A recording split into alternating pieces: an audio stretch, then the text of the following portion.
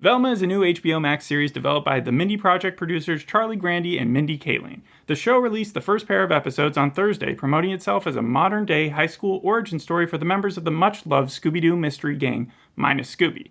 On this podcast, we like to review the most recent installments of a different series every show. It's January 15th, and you're listening to today's episode.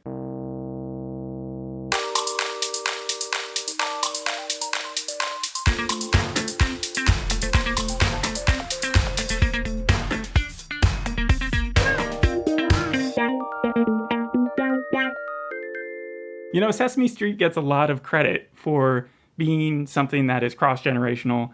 Everybody knows it. Everybody watched it as a kid. I feel like Scooby-Doo, low-key, did the same thing. I didn't watch it on Saturday mornings, which I feel a lot of people, when it first came out, that's how it was, promoted. But 8 p.m. Cartoon Network every, day during the week, that would be my jam. That would be the thing I would watch. I remember specifically a memory from early 2000s when our TV was being switched out into the HD model for a cable company, and the first thing my parents asked was, does it look any different? And I answered honestly. I said no. It just looks like the same cartoon, which I really like. But I remember it being Scooby-Doo that I was watching at that time. I watched a couple different iterations of it. I remember they had the one where they were all kids, and then they had a pup named Scooby-Doo, and then they had the ones that seemed like it was filmed in the 60s, obviously with the background laughter and everything like that. The original, and that leads me to what I decided to do for this episode. Instead of going deep dive into how Velma was made, I felt like you would have some pretty strong opinions about it. So we'll get into those. We'll also talk about the critics' response. But to kind of balance it out, I also wanted to include some Scooby facts.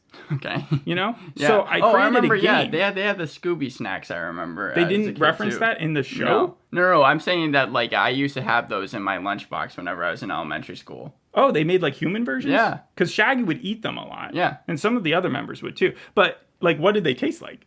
Like a graham cracker. Okay, so tiny little Scooby, I assume they look like Scooby-Doo? Yeah, they had the characters on it, drawn like that, yeah. Yeah, so what was I saying? Oh, yeah, so the Scooby Facts game that I created, which is called Which of These Was Not? So everything that I ask is going to start with which of these was not.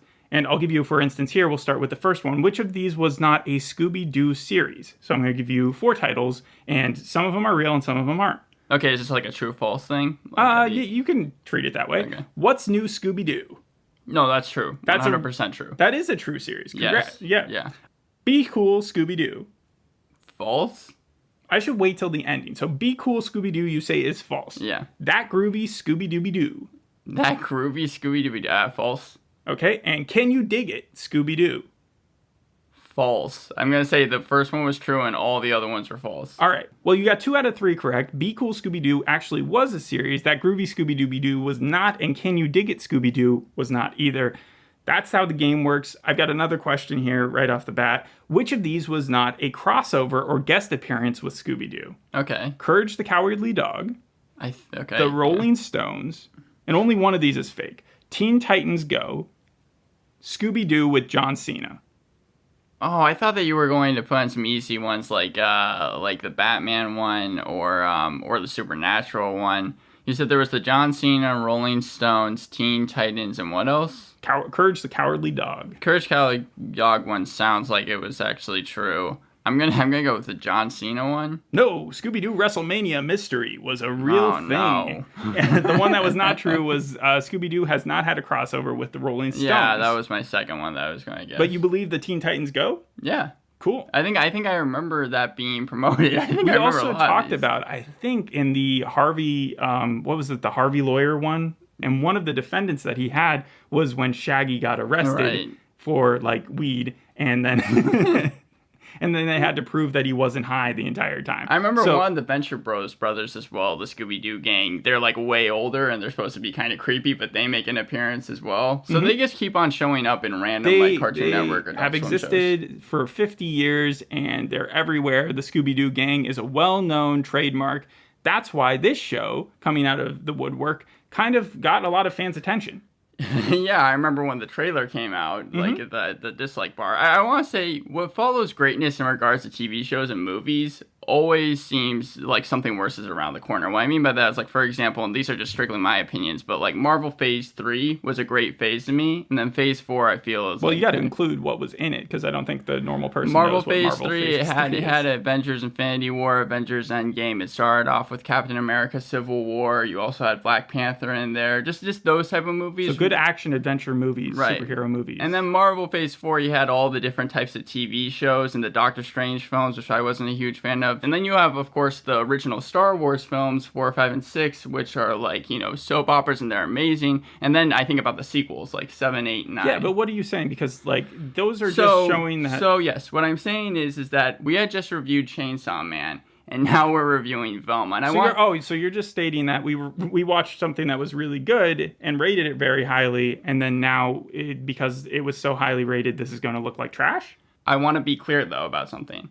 It's not the fact that Velma and Daphne, because I know there was a lot of controversy surrounding this, are a gay couple in it. One of my favorite shows that I put on my top 10 last year, or top 5, was Harley Quinn, and they did practically the same thing with those characters. It's been compared to Harley Quinn a lot. You want to get the LGBTQ plus crowd in there. You want to put this inclusive storyline in there. I'm all for it. I just care if the show is good. If it's a comedy, I want it to be funny. If it's a drama, I want it to be emotionally relevant. If it's an action show, I want it to be intense and exciting. That's what I care about. However, just because you have these storylines in there does not mean that your show is going to be void of heavy criticism. And so, the wokeness isn't what made this show bad. What made this show bad was the characters and the animations, because they didn't match up with the voices. For example, Mindy Kaling, I only heard Mindy Kaling. So it wasn't the jokes? It wasn't the meta humor? Oh, no. We'll get to that, because it definitely was that as well. I'm just saying, to start it off... I just haven't heard many people complain about the animation style. The animation was fine. It's the characters. I could only hear, when Wanda Sykes was on screen, I could only hear Wanda Sykes, and it didn't even match up with her character that much. Mindy Kaling, she didn't even try to sound like Velma, as far as I'm concerned. With Daphne, Constance Wu didn't sound like her either. The only two what do you mean by sound like her? Because again, these characters have been changed so many times. There's no archetype that you're supposed to fit. When you see the animation style and it doesn't match up with the voice that you're hearing, it's off-putting. And that's just what this show came down to with my first point. The second point was, 98% of the jokes do not work in this thing. They're trying to be so meta, they're trying to be so sarcastic, and also, you have a ton of unlikable characters because of that. Daphne in the first episode continually screams. And also you have Fred, again, played by Glenn Howerton. He is just, the dumbest character. I don't know why they thought it would be funny to have this, character just say the dumbest things and act the worst. I think that he's probably the worst character that they have. In a way, it was it's not paying homage anymore. It's more going after a series and almost saying... It's almost doing kind of what the Kevin Can Fuck Himself or whatever that series was that's called. What it's called. Yeah, but that was going after 90s comedies for having schlub husbands that mistreated their wives. Scooby-Doo was never really associated with any sort of cultural hatred. They talk about how Velma's underappreciated. I would even fight that maybe. So when I was first hearing just the pitch of the show, it kind of confused me because it sounds like they're going after something that didn't necessarily, just because it's old doesn't necessarily mean that it did something bad. I agree. And also they got rid of Shaggy. They replaced it with Norville. Yeah, Norville is his name. Hey, they don't have Shaggy anymore. Norville is Shaggy's real name. See, you didn't watch enough of the show. Norville is Shaggy. Why didn't they just refer to him as Shaggy? Because his real name is Norville. Just like Scooby's real name is Scoobert.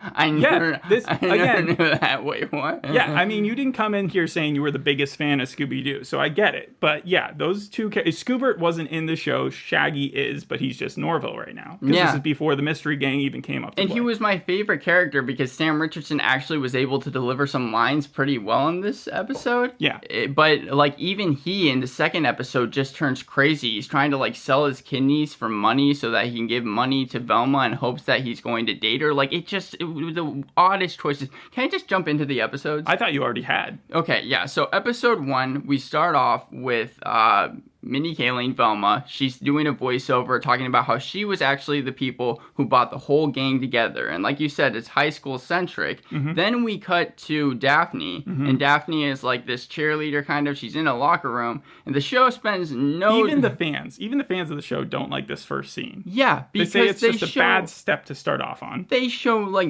these high school chicks are nude. They're nude in the shower. And they're but I mean, did Harley Quinn have anything similar to that? Yes, but it makes more sense with Harley Quinn because Harley Quinn wasn't really supposed to be a family-oriented TV show. Whenever you have Scooby-Doo. Yeah, they try to make it adult, but it's not really. What happens is Daphne, she's talking to her friends about how it seems a lot of TV shows nowadays always start off with something very, very sexually oriented. Like the pilot is always more sexual than the rest of the series ends up being. Or violent, or something where they have a spectacle. And again, it's supposed to be funny because you're seeing all these girls nude. Yeah. So. And someone comes in with a mask and like hits Daphne in the head. She flies over to the lockers, and it turns out that person that did that was Velma for some reason. Oh wow. And then like I don't think the show even tries to give an explanation as to why Velma is dressed up in this like mask or why she's even there in the first place. It's really just there so that when Velma opens up her locker, there's a dead body inside. Okay, let me give you a challenge then. This first episode was called Velma. The second episode is called The Candy Woman.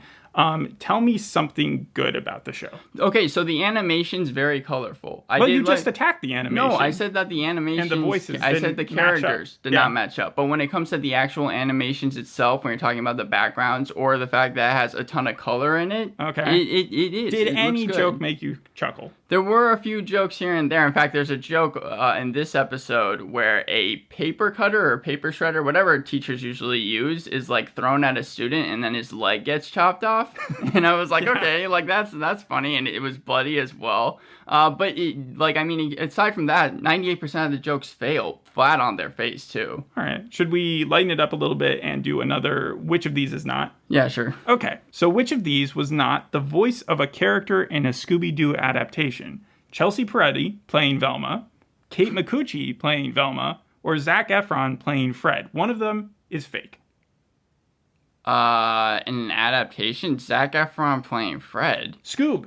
He played Fred in Scoob. Oh, well, okay, the animated movie. I'm talking about any animated. I know, yeah. Okay, so it was Chelsea Peretti. It is Chelsea Peretti. Yeah. So Kate Micucci has voiced Velma quite a lot, apparently. From the Lego version to the cartoon version. Yeah, she's done a lot of them. I wonder because of that if Velma's ever played the ukulele.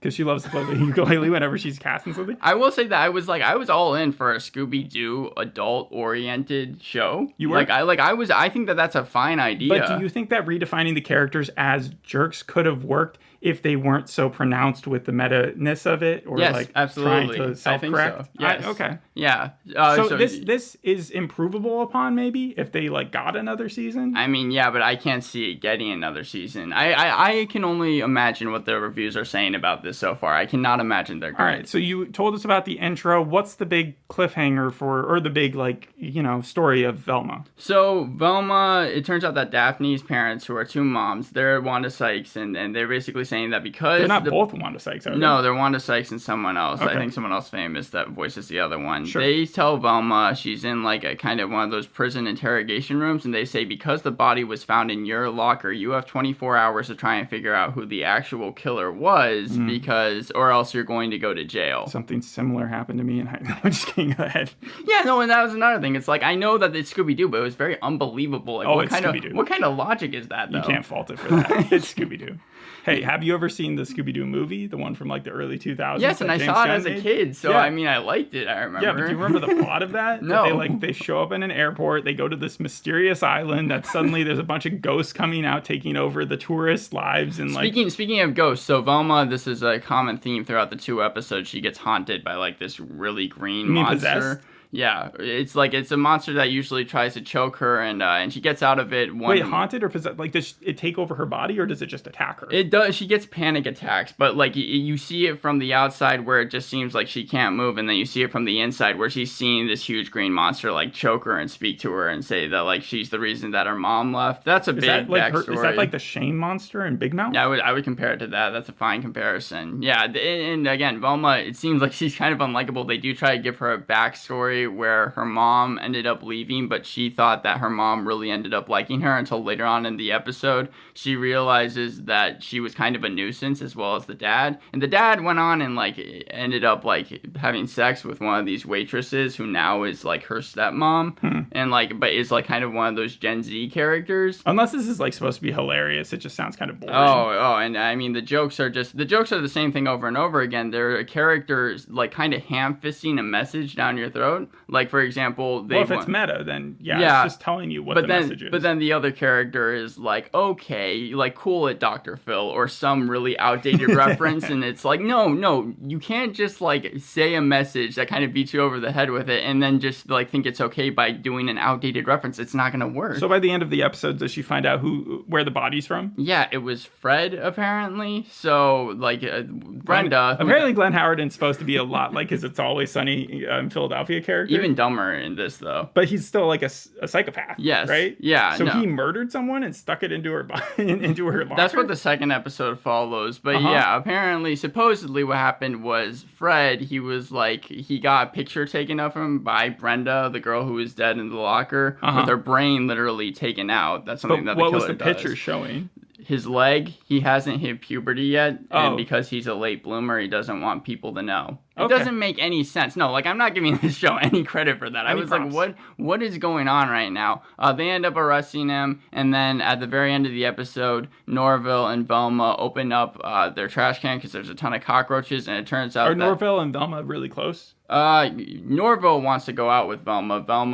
There's like a crush there. Yeah. But that she obviously likes Daphne. Yeah, well, she likes Daphne, but also she can't tell. Like, Norville even tries to confess his feelings in this episode, and that's one of the ways that Velma gets out of one of her entranced states with the monster, because she thinks that he's joking and starts laughing her way out of it. Sam Richardson plays that arc in like everything. I think of The After Party, and that's his entire like 8-episode thing, is that he's trying to confess his love to someone who like is just divorced.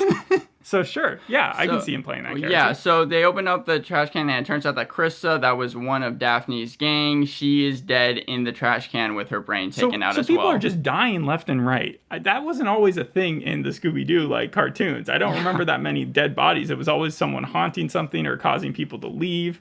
But yeah, it's just literal just murder. And then the second episode, there's a couple different storylines going on. Like I said, you have the Candy Woman. Yes, so it's called the Candy Woman because there's this woman. The woman part of it is in parentheses. Yes, because there's a character named Candyman at their high school, and we realize pretty soon into the episode that it's Daphne. Yeah, and because Daphne's parents are cops, Velma really wants to figure out what happened to her mom. So she wants to get what? How does that justify that? So she finds out that Daphne's selling drugs, then she wants to find out what happens to Daphne's mom? So, no. Velma's mom. She wants to find out what happens to her own mom? Yeah, because her own mom left. Like I said, they give you a backstory in the first episode. What does that have anything to connect with? So what happens is that in order to do that, Daphne has sent a set price of $500, and then she'll be able to give Velma the packet about her mom. Oh, so this has nothing to do with her selling drugs at all. No, so Velma ends up having to sell drugs in order to reach that $500 goal. Okay. And that's why Norville is like deciding to sell his kidney like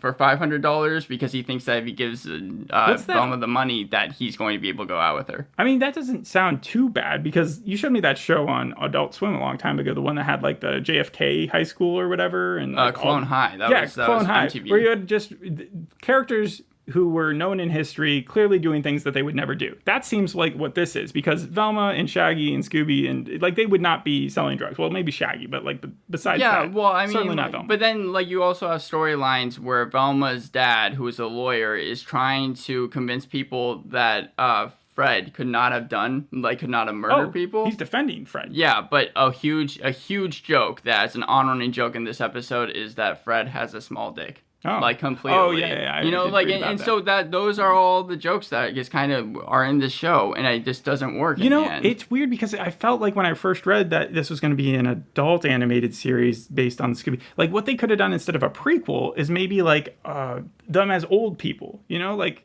Yeah. way older. No, that would have worked. I would have laughed at that probably. And like how their lives had like fallen apart, and like maybe they finally get back together and they're doing something a little less wholesome as what they used to do, but they're like treating their beginnings as something so clearly. To choose the prequel instead of to choose like them in adulthood, it didn't make sense. Also, it would also make sense why Scooby wasn't there, because Scooby would be dead.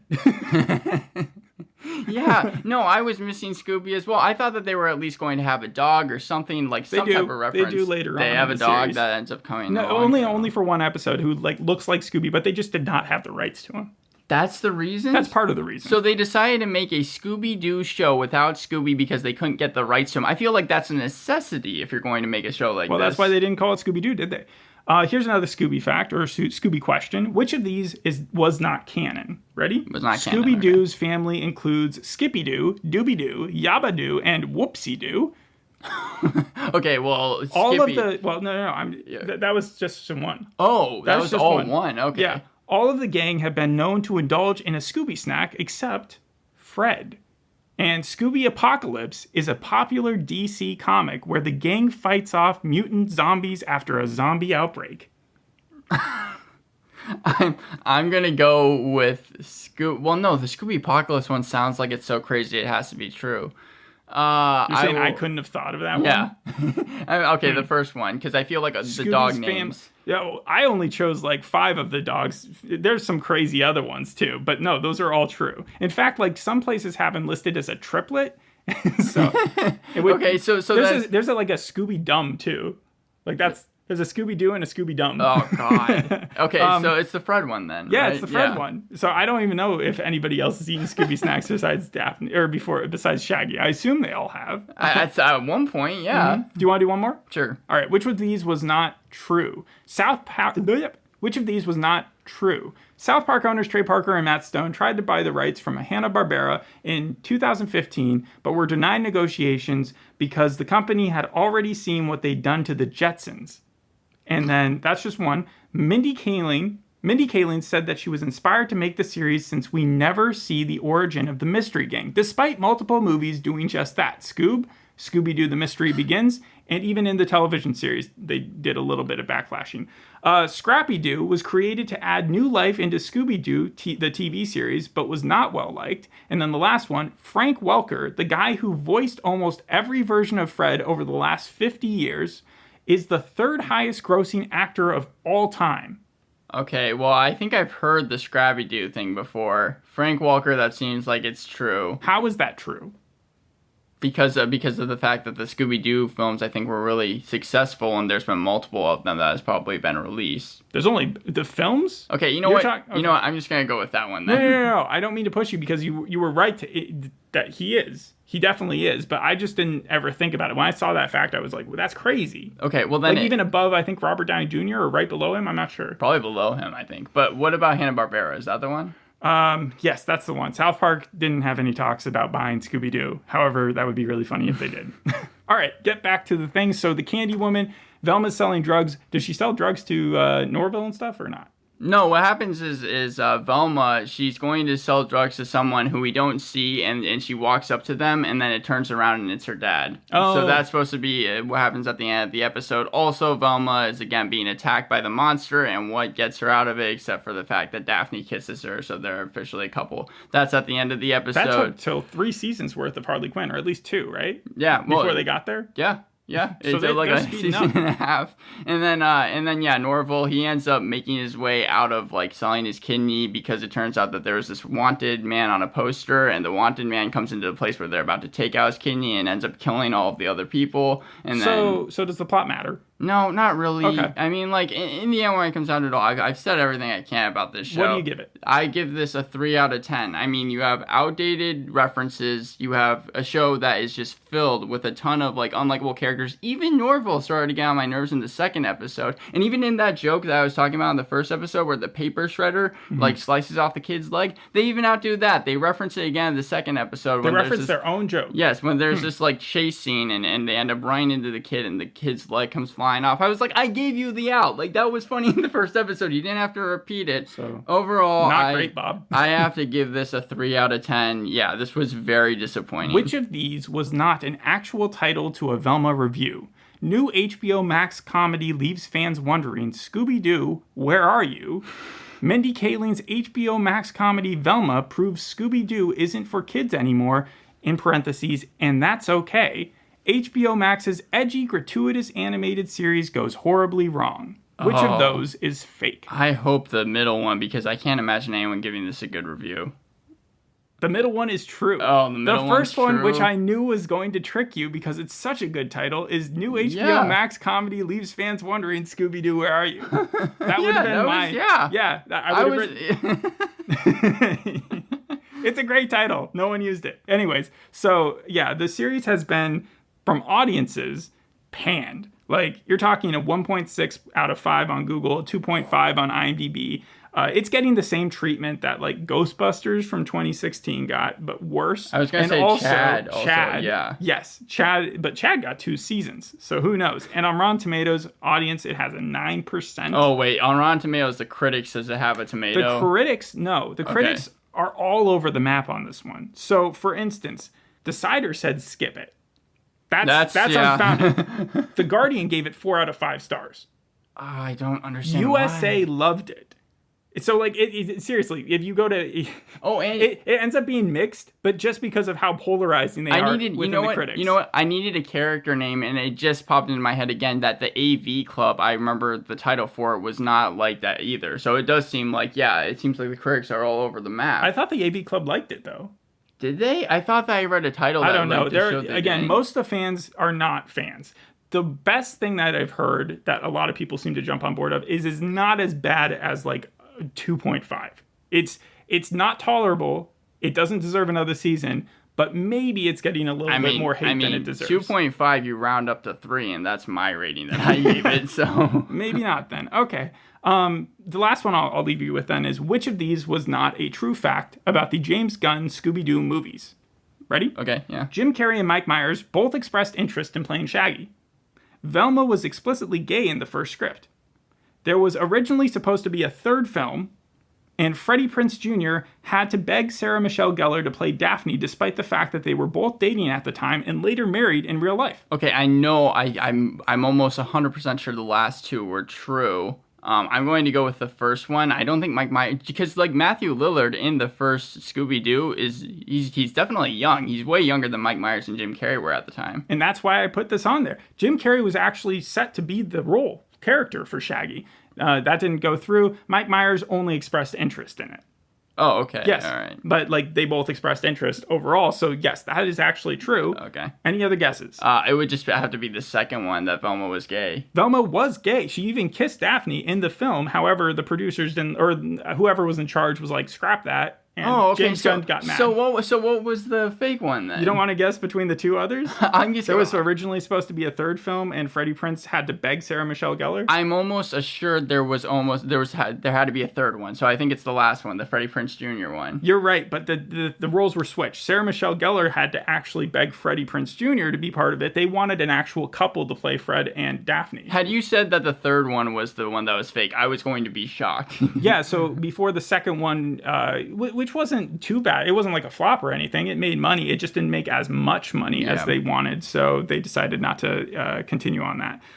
It's been compared a lot to Harley Quinn, but unfavorably. I read a lot of people saying it was bizarrely outdated despite being woke and tone deaf, kind of like what you were saying. Too many meta jokes. I mean, I didn't express like how many meta jokes there were. It was every single different scene. It was like, oh, well, this happens in this TV show, and it was like supposed to be funny because it was happening in that scene, and it just became so tiring after a while. Yeah. When is the thing that you're calling out? Because the ultimate thing here is that Velma was underappreciated. Yeah. But when does that become so hateful the way that you're doing it that it deserves calling out?